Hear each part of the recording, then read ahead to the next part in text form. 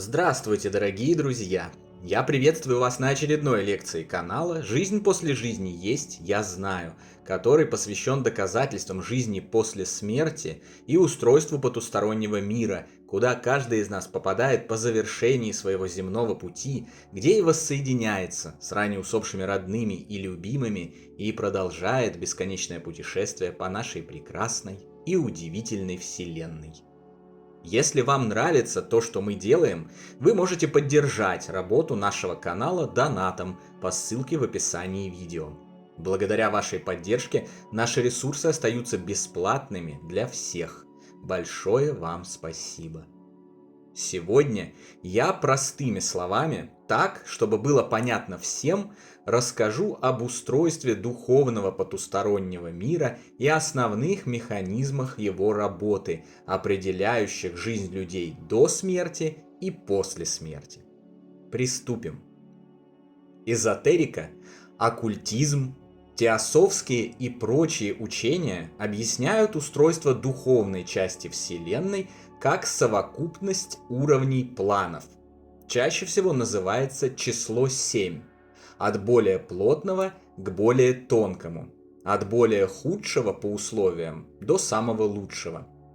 Они, в свою очередь, разделяются на подпланы, как и планы, не имеющие четких границ, но взаимопроникающие друг в друга. Мне долгое время было непонятно, если духовные планы Вселенной делятся на подпланы, то почему такого же разделения не видно на материальном плане существования? Ведь по логике единого устройства всего сущего оно должно существовать. Не может одно и то же устройство в одном своем месте работать одним образом, а в другом совершенно другим. Например, двигатель внутреннего сгорания во всех своих частях работает одинаковым, единым образом.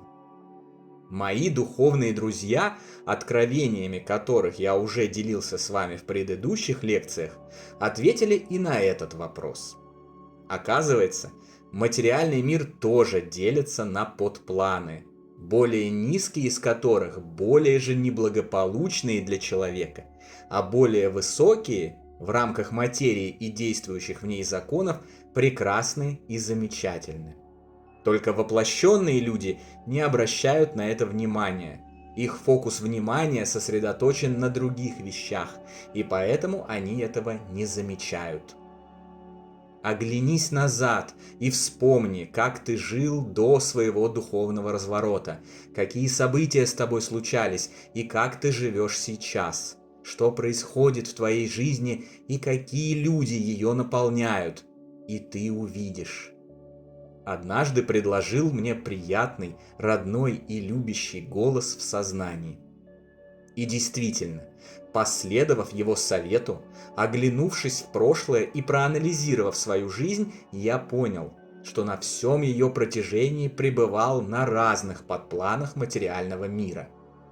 Когда-то очень давно меня окружали разные мутные личности, происходили не очень приятные события, случались катастрофы, неудачи и разочарования. Сегодня же рядом со мною самые прекрасные и замечательные воплощенные духи. Никаких неприятных событий не происходит от слова совсем. Любое желание исполняется с невероятными скоростями, а моя личная реальность светла и комфортна, несмотря даже на то, что общая коллективная реальность проходит чуть ли не через самые худшие свои времена. Конечно, это не произошло одномоментно. Это был путь, порою тернистый, порою безоблачный. Одни отрезки и подпланы проходились быстрее и проще, другие сложнее и тяжелее. Но однозначно это было движение сквозь разные слои торта жизни вещественного плана Вселенной. Я этого не видел и не считывал, но это так, и даже карта, простая и очевидная, как оказалось, всегда была у меня перед носом. Удивительно, но для этого движения на более высокие подпланы вещественного плана мне никогда не требовались большие деньги или какие-либо другие условия и ресурсы, кроме собственного стремления. Стоило мне искренне, по-настоящему захотеть двигаться выше, развиваться, и движение начиналось. Как будто из ниоткуда возникали чудесные возможности. На меня обращали внимание нужные люди и не менее чудесным образом помогали мне воплощать мои задумки. Но на самом деле никакого чуда здесь нет. Просто так все устроено. Справедливо и обратное. Стоило мне утратить позитив, погрузиться в эгоизм, материализм, жалость к себе, начать воспринимать происходящие события с негативом и жалобами, как начинался откат, возвращались неприятные события, люди и явления. Если отобразить мою жизнь в виде графика, эта зависимость видна невооруженным глазом. А самое интересное, что вместе со мною наверх сквозь другие подпланы двигались и другие. Несмотря на то, что вся наша компания, существовавшая бок о бок на протяжении 40 лет, представляла один и тот же изначальный подплан и находилась примерно в равных условиях, некоторые мои друзья и близкие поднялись вместе со мной и вышли на комфортные уровни. А иные стояли и топтались на месте, на том же исходном для них подплане. Они стоят, топчутся там и поныне, погрязнув в зависти и ненависти, в сожалениях об упущенных возможностях, обвинении кого угодно в своих проблемах, кроме себя, не осознавая, что инструмент их благополучия всегда находился в их же собственных руках.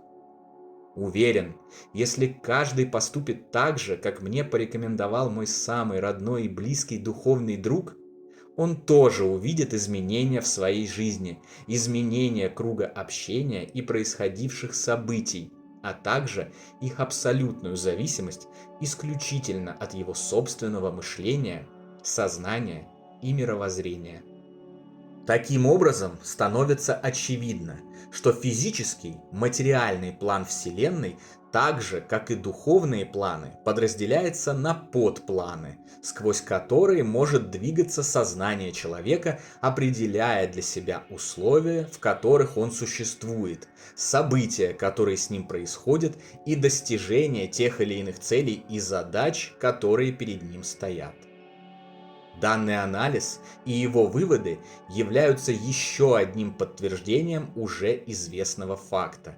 Вся Вселенная в духовных ее областях и материальных – это один и тот же организм, а наша жизнь на всех ее отрезках, физических или духовных, это одна и та же жизнь, никак не прерываемая смертью тела. Сейчас, обладая ограниченным биологическим мышлением, поддаваясь существующим в обществе стереотипам и установкам, мы привыкли разделять мироздание на этот свет и тот, а жизнь на до смерти и после. Но на самом деле никакого разделения нет. Есть единое устройство сущего и одна вечная жизнь. Все одно и все едино. Нет никого, кто бы определял для нас условия нашей жизни, нашего движения по ней и наших достижений. Нет никаких ограничений, цензуры, карающего Бога или дьявола, наказаний и вознаграждений. Все это мы создаем, определяем и назначаем себе сами, силою своей мысли и своего сознания, во всех мирах, измерениях, на всех планах и их подпланах. Если вы хотите двигаться вверх, к самому высокому подплану, неважно, в какой форме бытия вы сейчас находитесь, как воплощенный человек или бестелесный дух, вы будете это делать на любом отрезке своей жизни, на любом уровне существования, и никто вас не остановит. У вас для этого есть абсолютная свобода воли. И если же вы этого не хотите и предпочитаете купаться в эгоизме, жалости к себе и обвинении других в том, что у вас что-то не получается, вы будете стоять на месте или деградировать до более низких подпланов. Это совершенно четкий, совершенно явный и до невероятного простой закон Вселенной, понимание которого и является тем самым святым Граалем, мечтой любого живущего, ключом к счастью, изобилию и исполнению любых желаний. На сегодня это все, дорогие друзья. Дополнительную интересную и полезную информацию за пределами лекций, ответы на ваши вопросы о жизни после смерти в целом и по этой лекции в частности, а также познавательные статьи о потустороннем мире вы найдете в нашем телеграм-канале. Ссылка на него, как всегда, в описании видео и на экране. Добро пожаловать! Встречаемся на новой лекции здесь же, на нашем YouTube-канале. А пока всего вам самого лучшего, волшебного и замечательного.